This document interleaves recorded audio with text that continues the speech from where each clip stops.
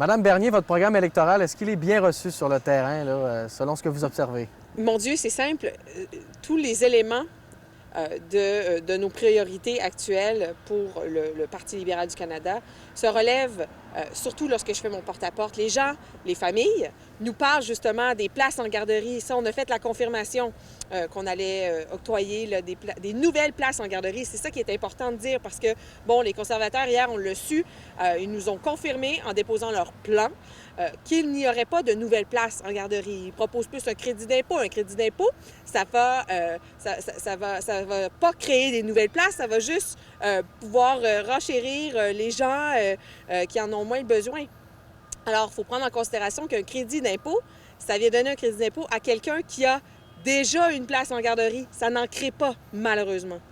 Autre priorité que je me fais parler beaucoup, c'est l'accès à la propriété. Il y a plusieurs nouveaux développements ici dans la circonscription. On doit poursuivre justement le développement et on doit s'assurer que monsieur, madame, tout le monde, que les jeunes familles ont accès à des nouvelles propriétés. Et ça passe par notamment la création d'un fonds pour permettre aux jeunes de pouvoir mieux mettre de côté de l'argent pour pouvoir s'acheter une nouvelle propriété. Autre enjeu aussi qu'on se fait beaucoup parler, c'est les acheteurs étrangers. Vous savez, les gens qui viennent acheter une propriété et qui ne l'habitent pas. Alors ça, c'est quelque chose qu'on a confirmé qu'on allait retirer. Et aussi, et ça vient me chercher émotionnellement parce que moi-même, j'ai été affectée là-dessus, c'est les surenchères à l'aveugle. Alors ça, le premier ministre l'a confirmé comme de quoi qu'il allait tout faire pour justement élaborer une loi contre les surenchères à l'aveugle qui, on va se le dire, ça nuit aux familles de pouvoir avoir accès à une première priorité. Est-ce qu'il y a d'autres de vos engagements électoraux qui correspondent aux besoins de la région, là? Oui, alors la main-d'œuvre, évidemment, tout le monde nous en parle. Ça a été extrêmement.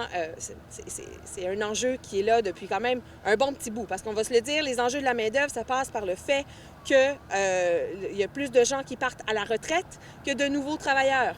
Alors là, il faut trouver une nouvelle manière, il faut trouver des solutions pour justement. Pour venir contrer cette situation-là. Puis ça, c'est pas compliqué. On doit parler d'immigration, donc faciliter les travailleurs étrangers pour pouvoir venir travailler dans les entreprises ici ou dans le secteur de l'agriculture. Ensuite, on doit parler, et ça, bon, j'en ai parlé avant, mais on doit permettre aux femmes de retourner sur le marché du travail. Et ça prend une place en garderie. Et l'autre aspect aussi, qui est un autre de nos enjeux, c'est le soutien aux personnes âgées.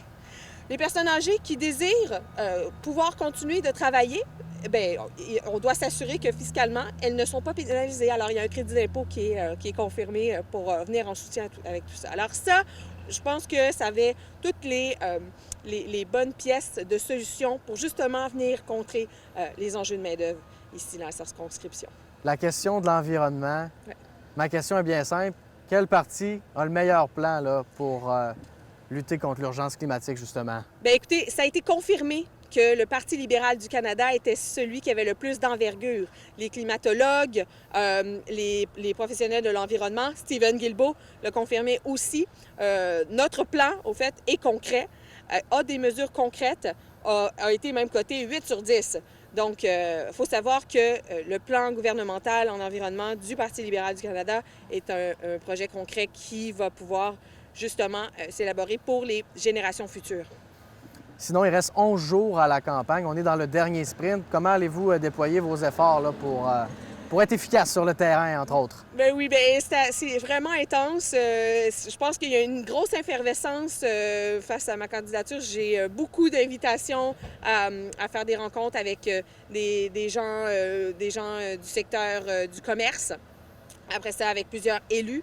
Alors, je vais continuer à me promener encore sur le terrain. On doit faire attention quand même parce que, bon, la situation sanitaire ne s'améliore pas.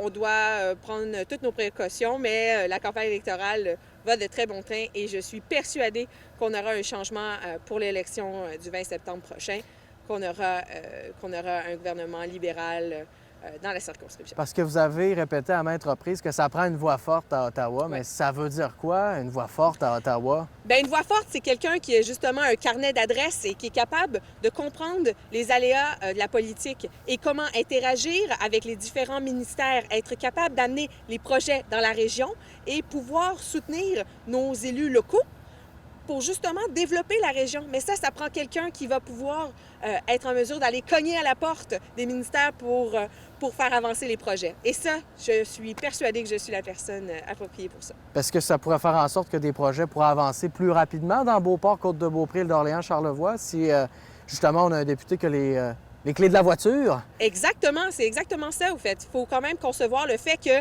malheureusement, le Bloc va toujours bloquer. Ça va toujours être la chanson, l'éternelle chanson de l'opposition. Ils vont jamais pouvoir être au gouvernement et faire avancer les enjeux ou les projets dans la circonscription. Et les conservateurs, malheureusement, ne rejoignent pas les familles dans la circonscription. Ils nous ont confirmé qu'ils n'allaient pas avoir de nouvelles places en garderie. Il n'y a aucun projet ou aucune mesure qui est pour le soutien aux premiers acheteurs. Je veux dire, c'est les enjeux des familles ici dans la circonscription. Alors, je pense que le choix est évident en ce moment où je serai la bonne personne justement pour représenter les enjeux